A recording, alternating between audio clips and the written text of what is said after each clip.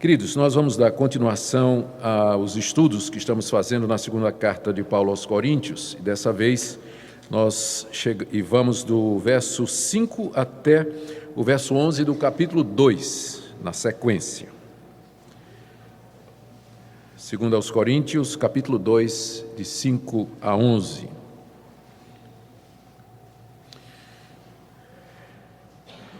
Deixe-me dar primeiro o pano de fundo, dar o referencial histórico, para que a leitura ela faça mais sentido, especialmente se tem alguma pessoa visitando a gente e acompanhando o estudo pela primeira vez. Na última mensagem que nós vimos, nós explicamos como o apóstolo Paulo justificou a mudança de projeto que ele tinha feito de visitar a igreja de Corinto. Primeiro ele disse que uma vez. Depois ele disse, não, tive uma ideia melhor, eu vou duas. Eu vou passar aí na ida para Macedônia e na volta eu fico mais um tempo aí com vocês. E aí ele foi uma vez e não foi a segunda vez. E ele não foi a segunda vez porque na primeira, quando ele chegou na igreja, ele sofreu uma forte oposição de um grupo da igreja. Nós não temos muita certeza do que é que estava em jogo, mas com certeza havia questionamentos sobre a autoridade de Paulo como apóstolo de Jesus Cristo. Talvez uma comparação com os 12. Os 12 foram chamados por Jesus durante o ministério terreno de Jesus. Os 12 eram judeus lá da Judéia. Paulo nasceu fora da Palestina, ele era de Tarso, da Cilícia. Ele não foi chamado durante o tempo do ministério terreno de Jesus, ele foi chamado algum tempo depois. Será que ele era apóstolo, se tinha a mesma autoridade, sim ou não? Por que ele não andava com os outros apóstolos que tinham sede em Jerusalém e Paulo andava por todo lugar? Então havia uma série de questões que provavelmente estavam sendo levantadas por falsos mestres que estavam se infiltrando na igreja, querendo tirar a autoridade de Paulo, e já tinham ganhado a atenção de um grupo dentro da igreja. Vocês lembram que quando a gente estudou primeiro aos Coríntios, o primeiro assunto que Paulo trata era a formação de grupos na igreja em torno de personalidades. Tinha um pessoal que dizia, eu sou de Apolo, tinha um pessoal que dizia, eu sou de Pedro, tinha um pessoal que dizia, eu sou de Cristo, e tinha um pessoal que dizia, eu sou de Paulo. Então, dizer que era de Apolo significava dizer que não era de Paulo. Se era de Pedro, também porque não era de Paulo. E se era de Cristo, é porque também não era de Paulo. Ou seja, tinha grupos dentro da igreja que não viam Paulo com bons olhos e tinham dificuldades com relação a isso. E isso, então, acabou provocando esse embate, não é? Quando Paulo foi fazer a visita lá na igreja de Corinto. Pelo que a gente sabe, nós vamos ver com mais clareza aqui, essa rebelião, entre aspas, eu digo rebelião porque Paulo foi o fundador da igreja, ele era o pai espiritual daqueles irmãos e era apóstolo de Jesus.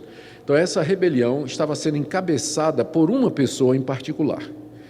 A gente não sabe exatamente quem era essa pessoa, mas era alguém que estava representando esse grupo que se opunha ao apóstolo Paulo. Então, Paulo esteve lá na igreja, bateu de frente com esse grupo, então ele saiu muito triste de lá e por isso não voltou a segunda vez, como ele tinha dito que iria voltar. Ele disse que não voltou porque se voltasse, o resultado ia ser mais triste ainda, porque ele ia ter que disciplinar a igreja, ia ter que tomar uma série de outras atitudes que a posição dele como apóstolo permitia. Então, em vez de voltar a segunda vez, ele escreveu uma carta. E nessa carta ele expressou o seu coração, abriu o seu coração, expressou a sua tristeza e disse uma série de outras coisas que a gente não sabe, porque a gente não tem essa carta, mas que de alguma maneira refletia a dor que ele sentia por conta daquela primeira visita, que foi uma visita triste. E agora ele tinha recebido notícias de Tito, de que a igreja tinha recebido a carta muito bem, e que a carta produzia uma série de efeitos, e eu vou ler alguns dos efeitos, deixa aí aberto no capítulo 2, e nós vamos dar um pulinho no capítulo 7, onde ele fala com mais clareza sobre essa carta. Capítulo 7, a partir do verso 5. Porque chegando nós à Macedônia, nenhum alívio tivemos. Pelo contrário, em tudo fomos atribulados, lutas por fora, temores por dentro. Aqui foi depois da visita triste e depois que ele escreveu a carta pesada, né? Então ele não sabia qual era a reação da igreja, então o coração dele estava pesado. Porém, Deus, que conforta os abatidos, nos consolou com a chegada de Tito. Tito era um dos auxiliares de Paulo e que ele tinha mandado a Corinto para levar a carta. E agora Tito volta, Paulo encontra com Tito e agora finalmente chega notícias, né? Verso 7. E não somente com a chegada de Tito, mas também pelo conforto que recebeu de vós, referindo-nos a vossa saudade, o vosso pranto, o vosso zelo por mim, aumentando assim o meu regozijo. Porque ainda que eu vos tenha contristado com a carta, não me arrependo, embora já me tenha arrependido, porque eu vejo que aquela carta vos contristou por breve tempo. Agora me alegro não porque fostes contristados, mas porque fostes contristados para arrependimento, pois fostes contristados segundo Deus, para que de nossa parte nenhum dano sofresseis. Olha, o que é que Tito disse para ele? Paulo, quando sua carta chegou lá, o pessoal chorou e disse, não é bem assim, nós amamos Paulo, ele é muito querido, né? E o pessoal ficou triste, se arrependeu de ter tratado Paulo daquela maneira, e Paulo disse, ainda bem, essa tristeza é uma tristeza boa, porque a tristeza segundo o mundo, ela traz morte, mas essa tristeza que vocês estão sentindo com a minha carta, é uma tristeza segundo Deus que produz arrependimento, de que ninguém se arrepende. Verso 11.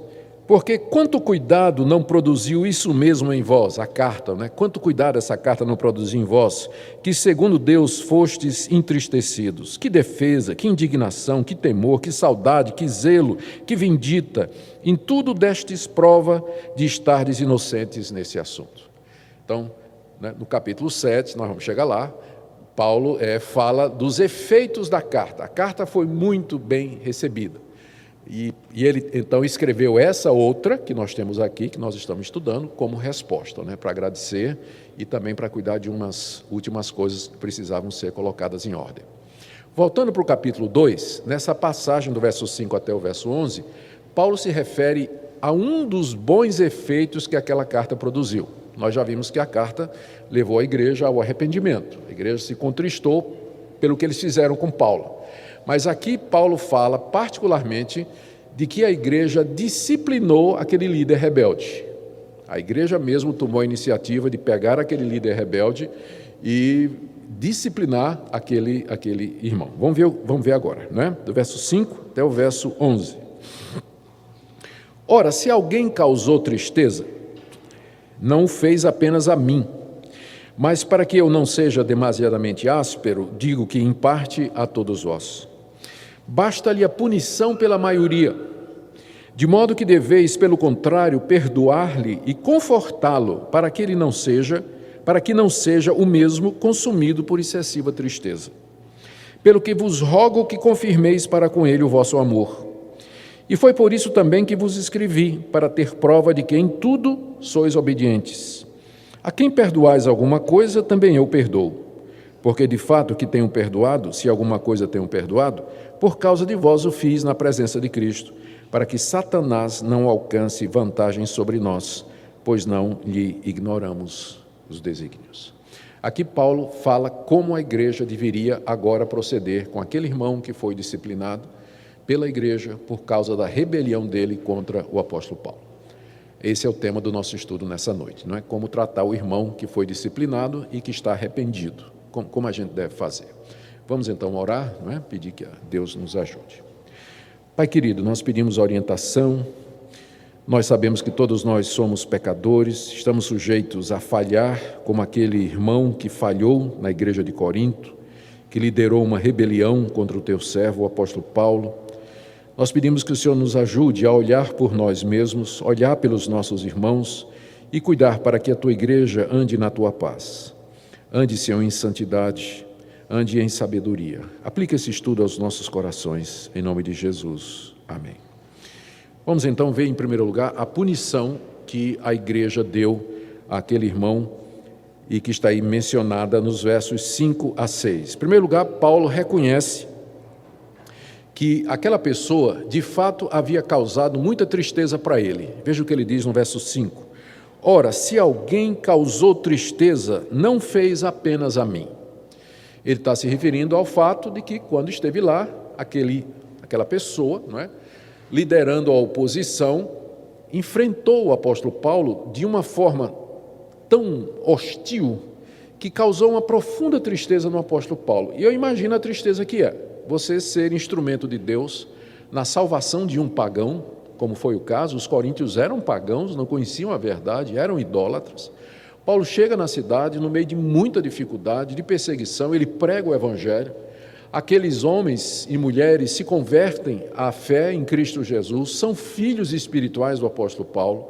Paulo, durante 2 a 3 anos, ficou na cidade, discipulando, orientando, ensinando o evangelho àquelas pessoas, e depois ele volta à cidade, volta à igreja e encontra um daqueles convertidos seus, liderando um grupo de oposição contra ele.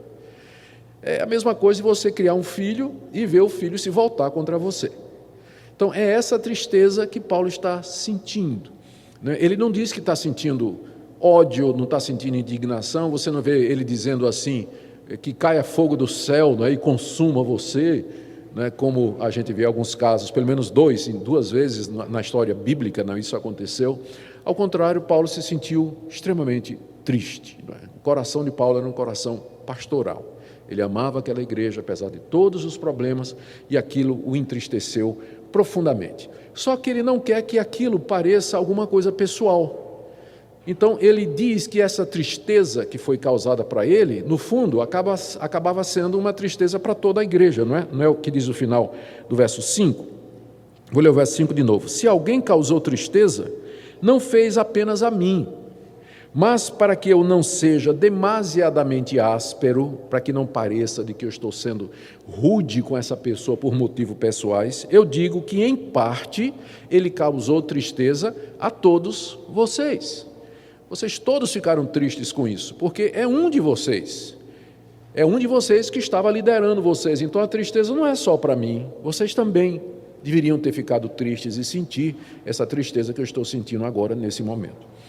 Então, Paulo reconhece que foi grave a situação, e ele não fica assim do tipo assim, dizendo que às vezes acontece isso, não é? O líder quer dar uma de... Ele fica triste, ele fica ofendido, e a pessoa chega e diz: pastor, eu magoei o senhor. Imagina, irmão, de forma nenhuma. O irmão nunca vai me magoar, tal. O pastor não é super-homem. O pastor tem sentimentos, e Paulo está dizendo aqui, eu fiquei triste com aquela situação, e vocês também deveriam ter ficado. Em seguida, Paulo, numa atitude assim que, só pela graça de Deus, ele diz assim, verso 6, basta-lhe a punição pela maioria.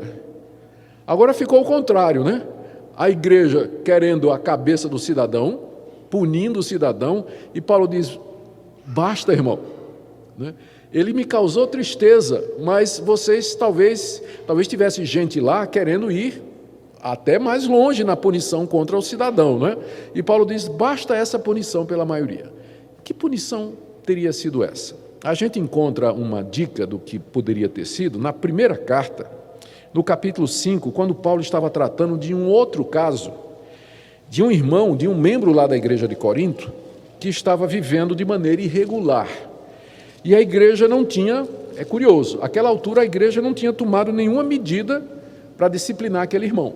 Aí Paulo escreve que ele tem que ser disciplinado, Aí no verso 9, 1 aos Coríntios, capítulo 5, do verso 9 em diante. Já em carta eu vos escrevi que não vos associasseis com os impuros. Eu me refiro com isso não propriamente aos impuros desse mundo, ou aos avarentos, roubadores, idólatras, pois nesse caso terias de sair do mundo. Mas agora vos escrevo que não, olha aqui, que não vos associeis com alguém que, dizendo-se irmão, for impuro, avarento, idólatra, maldizente, beberrão, roubador, com esse tal nem ainda comais. Pois com que direito haveria eu de julgar os de fora? Não julgais vós os de dentro? Os de fora, porém, Deus os julgará. Expulsai de entre vós o malfeitor. Então, naquele primeiro caso, em que Paulo estava tratando da disciplina de um irmão faltoso, a punição que Paulo recomendou é que a igreja não se deixasse de comer com ele. É que a gente hoje, na nossa cultura ocidental, a gente não tem ideia o que é que isso representava no mundo daquela época. A forma mais afetiva de companheirismo, de comunhão e de amizade, era você chamar alguém para comer na sua casa. Então, você abrir sua casa e você ter alguém comendo com você, fazia de você cúmplice daquela pessoa. Por isso que os primeiros cristãos, eles viviam nas casas uns dos outros, comiam juntos, está lá no livro de Atos, não é? Diariamente nas casas, comiam, partiam pão juntos, exatamente porque no Oriente, comer junto era sinal de cumplicidade, intimidade, participação, amizade. Então, quando Paulo diz, nem coma com esse irmão, Paulo está dizendo assim, não admita mais ele nessas reuniões onde vocês estão juntos para comer e onde provavelmente era celebrada também a ceia do Senhor.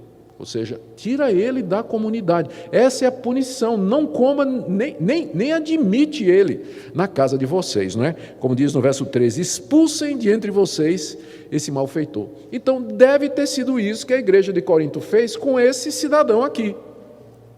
Quando eles receberam a carta de Paulo e viram que Paulo estava entristecido, que o caso era grave, então eles se juntaram, a liderança da igreja se juntou, chamaram o irmão e disseram, você está fora, você não é mais parte da nossa igreja, essa sua atitude, né, você nos enganou, nos liderou errado, eu não sei se junto com ele também não foram outros, mas a igreja disse, você não é mais nosso. E Paulo então disse, basta, é suficiente, não precisa mais do que isso. Por que Paulo tinha dito isso? Porque, ao que parece, aquele irmão se arrependeu.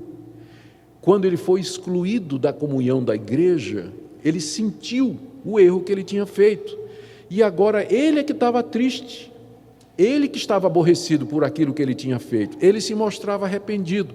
Por isso o apóstolo Paulo pede que a igreja não o punisse mais do que ele já tinha sido punido. Porque esse é o objetivo da disciplina, era esse o objetivo da punição. Não era destruir aquela pessoa, mas fazer com que ela sinta o erro que ela cometeu.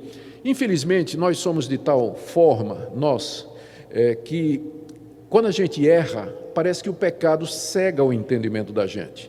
E as pessoas chegam para nos exortar, e as pessoas chegam para nos corrigir, e a gente não ouve.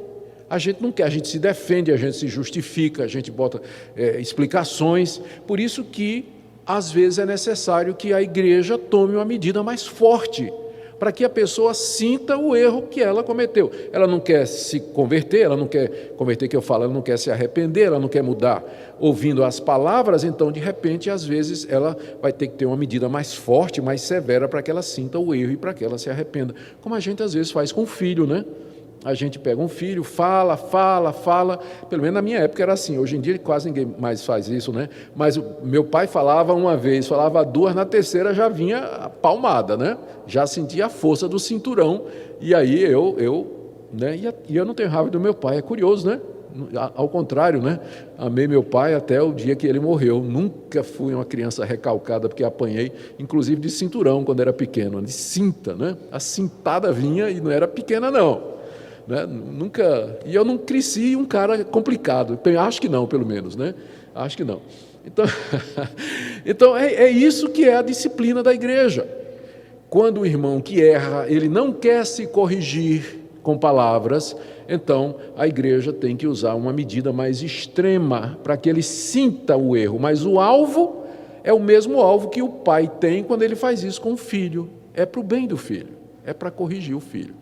E Paulo, então, aqui pede que isso, ele diz para a igreja, basta essa punição que foi feita pela maioria, ou seja, a maioria porque tinha um grupo ainda que estava resistente contra Paulo, né?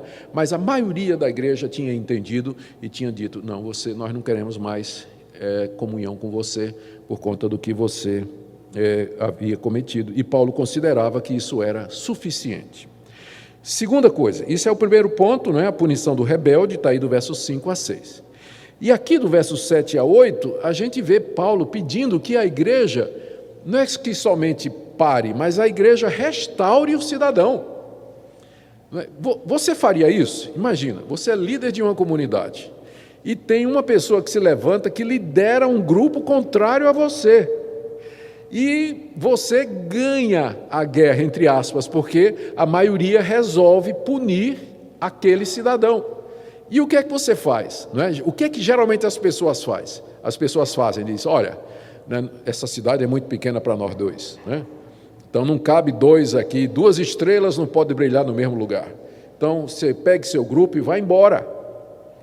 O que é que Paulo diz? Não, traz esse irmão de volta, restaura esse irmão. Olha as palavras, né? Do verso 7 em diante, de modo que deveis, pelo contrário, perdoar-lhe e confortá-lo.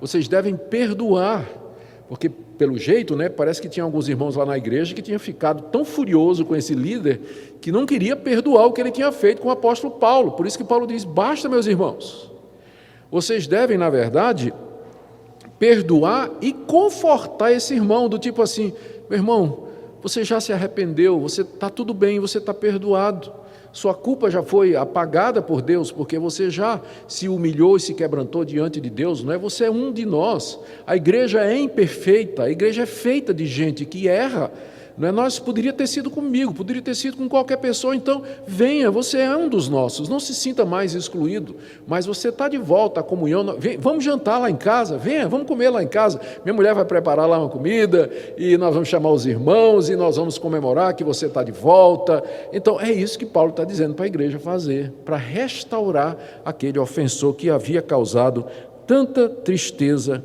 para com ele. E a causa, olha a causa que Paulo disse aqui, no final do verso 7, vocês devem confortá-lo para que ele não seja consumido por excessiva tristeza. Porque uma pessoa que é crente, quando ela é disciplinada e ela se arrependeu de verdade, ela sente isso. Ela se sente, não é? Ela sente que ela errou, ela sente a rejeição da igreja, ela sente o peso da disciplina. E se ela é crente de verdade, ela vai sentir muita tristeza pelo que ela fez. Muita tristeza, e Paulo sabia disso. Paulo é um pastor de almas, ele sabia que era isso que aquele irmão ia sentir, e Paulo sabe que a tristeza excessiva pode consumir a pessoa. Se a disciplina ela é aplicada com muita severidade, ela tem efeito contrário, ela vai consumir a pessoa e vai acabar afastando a pessoa. Então a igreja precisa ter sabedoria, da mesma forma que os pais precisam ter sabedoria para não castigar os filhos excessivamente, porque produz efeito contrário. A igreja também precisa de sabedoria para, na hora de pastorear, corrigir e disciplinar os membros, aplicar a disciplina na medida certa e no tempo certo, para que o irmão apenado, a irmã apenada, ela não sofra excessivamente. Como Jesus mesmo disse, a gente precisa ter cuidado para não quebrar, para não esmagar a cana quebrada, né? Não precisa esmagar a cana quebrada.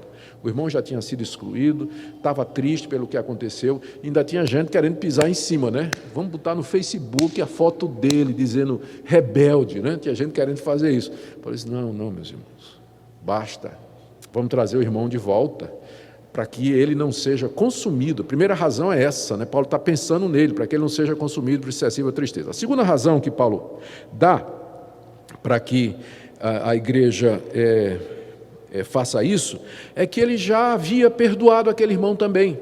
Veja o que ele diz no verso 8, eu rogo que vocês confirmem para com ele o amor de vocês, e foi por isso que eu escrevi, para ter prova de que em tudo vocês são obedientes. A carta que eu mandei foi para ver se vocês iriam obedecer, e agora está claro, vocês obedeceram, vocês disciplinaram esse irmão, então basta, né? Confirma o amor de vocês para com eles. Verso 10, a quem vocês perdoam alguma coisa, também eu perdoo.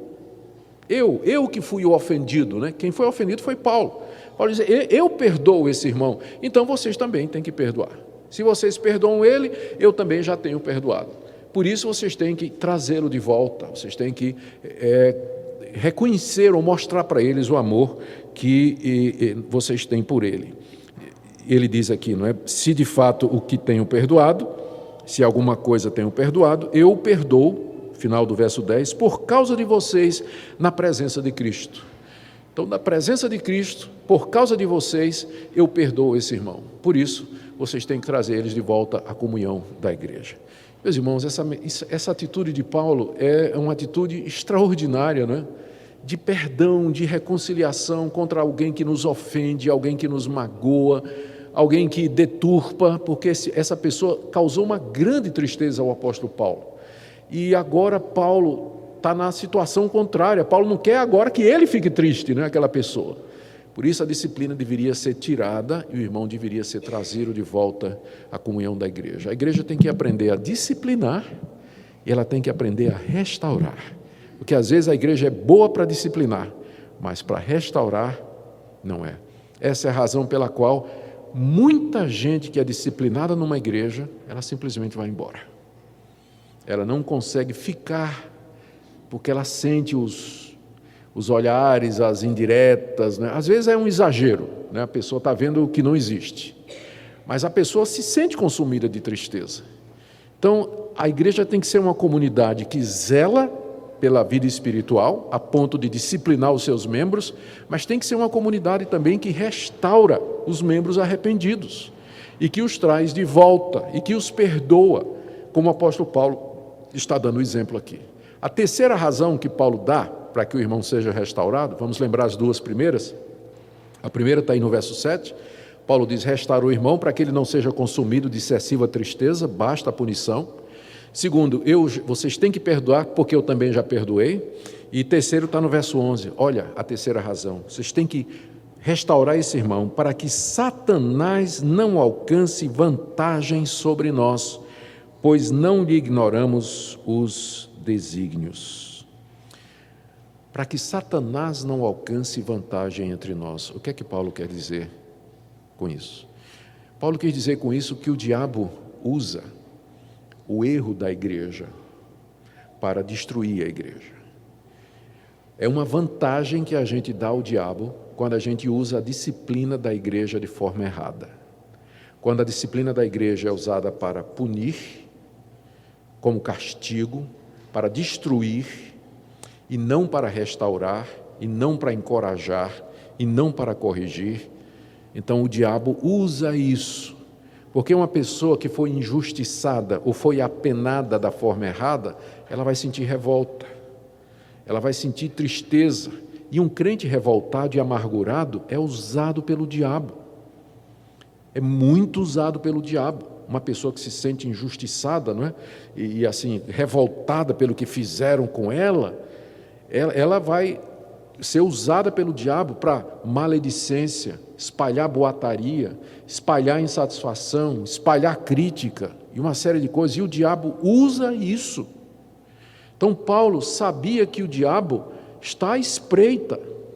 Nós não devemos esquecer que a nossa luta é contra os principados e potestades, é contra estes seres espirituais da maldade nos lugares celestiais.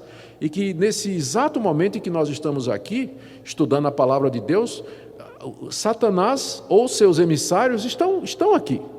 Eles estão acompanhando, e não só aqui, mas em todo lugar onde a igreja, o povo de Deus está reunido, eles estão querendo ter vantagem sobre nós, porque toda vez que uma igreja se racha, divide, saem irmãos revoltados, que têm problemas que não foram tratados da forma correta, a vitória é do diabo.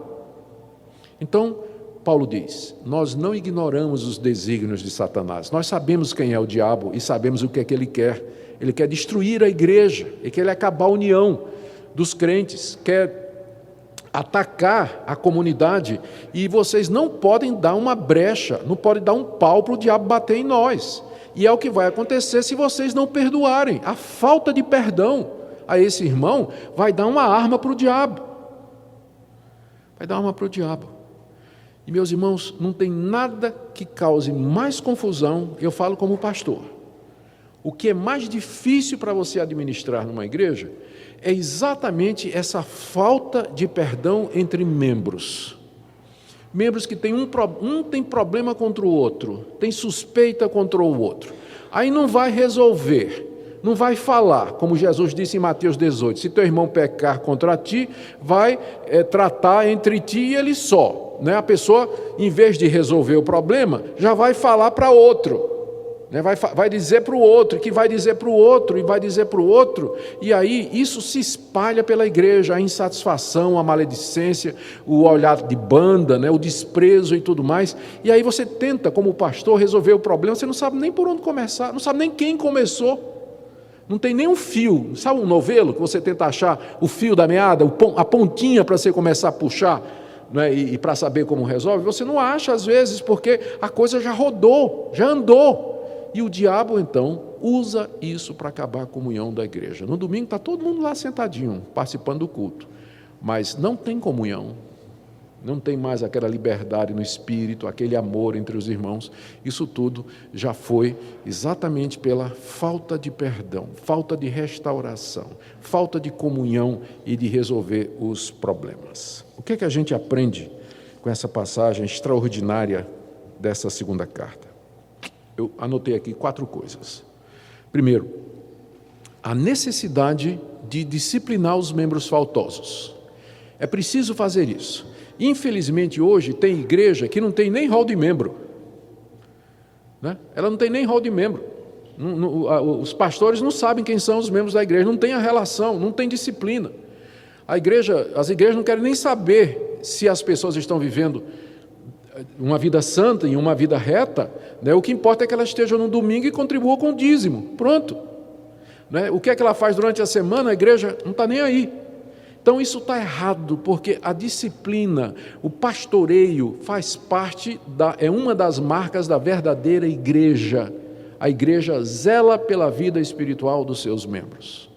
Então a disciplina faz parte disso, Segundo lugar, aí alguém pergunta assim, mas pastor, eu não vejo muita disciplina na igreja. É que às vezes, pelo menos no caso da igreja presbiteriana, a disciplina ela é exercida na mesma extensão do conhecimento da falta. Ou seja, às vezes acontece que houve uma falta, um membro cometeu uma falta, mas só quem sabe é ele e mais a família dele. A igreja não sabe.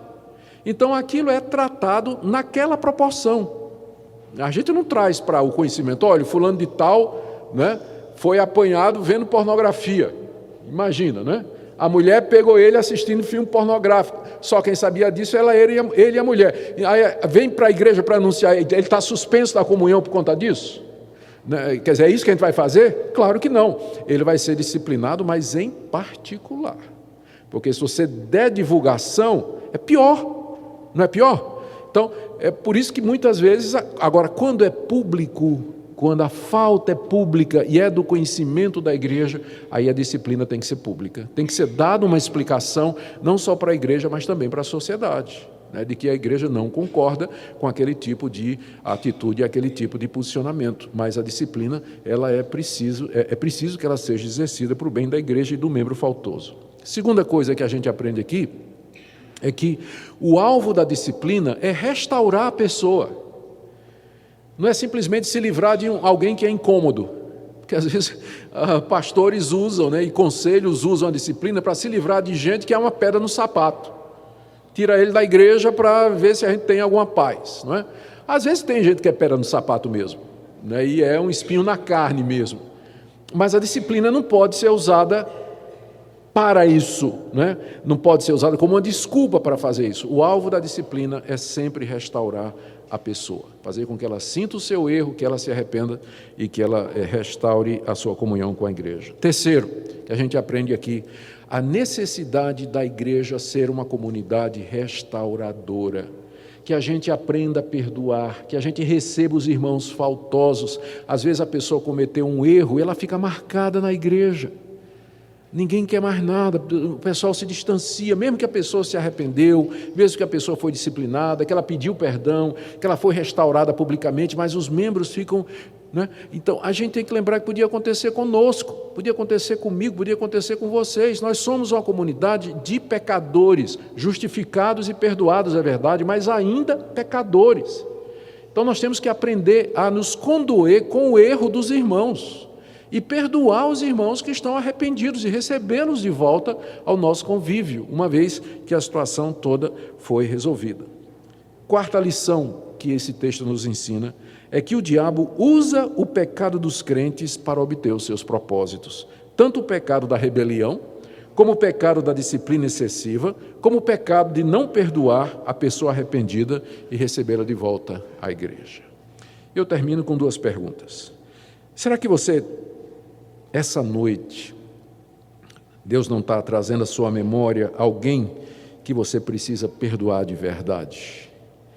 Alguém que lhe magoou, que lhe ofendeu, mas que já pediu perdão, que já disse que errou, mas você ainda guarda aquela mágoa, aquele rancor contra aquela pessoa. Quem sabe hoje à noite não é aquele momento em que Deus lhe chama para que você faça isso que está ensinado aqui. Pastor, e se alguém pecar contra mim e não está arrependido? Você tem que fazer o que diz Mateus 18. Vá até essa pessoa, converse com essa pessoa, não fale com ninguém, vá diretamente a essa pessoa. Se a pessoa não quiser lhe escutar, você convida mais 2, 3 irmãos, conversa com essa pessoa e finalmente, se depois de fazer essas tentativas a pessoa não se arrepender, aí pode me procurar se você for membro da igreja. Ou procura um dos nossos presbíteros, e aí se diz, olha, nós já tentamos de tudo nos reconciliar, mas essa pessoa, ela não quer se arrepender, ela não quer mudar. E aí então, os pastores e presbíteros, eles vão exercer o cuidado pastoral com aquela pessoa, e se for necessário, chegar até o processo de disciplina, mas o pecado precisa ser tratado. O pecado precisa ser tratado, ele não vai embora, se você deixar assim. Tem gente que simplesmente não deixa quieto, quem sabe ele vai embora. Não vai. O tempo não resolve determinadas coisas, porque alguém já disse alguma vez, o tempo resolve tudo. Não resolve. Tem gente que vai levar para o caixão mágoas antigas de 20 e 30 anos. Quanto mais a gente fica velho e o tempo passa, mais essas coisas, como uma doença, vai criando raiz, feito um tumor, né, que vai criando raiz dentro. E quanto mais tempo você demora para operar o câncer, mais difícil é a operação. Então tem que tratar logo e resolver, para que Satanás não tenha vantagem sobre nós. Oremos. Ó Deus, dá um coração como o coração do apóstolo Paulo, perdoador, restaurador, humilde. Mais do que isso, dá-nos um coração como o teu filho, que na cruz orou, Pai, perdoa-lhes porque não sabem o que fazem. Nos ajuda a amar, a ser firmes, porém gentis, a sermos perdoadores, restauradores, misericordiosos, amigos, fraternos. Oramos, ó Deus, que Tu purifiques a Tua igreja, que purifiques o Teu povo, para que nós sejamos um povo que reflete o Teu amor, o Teu perdão e a Tua restauração. Em nome de Jesus. Amém.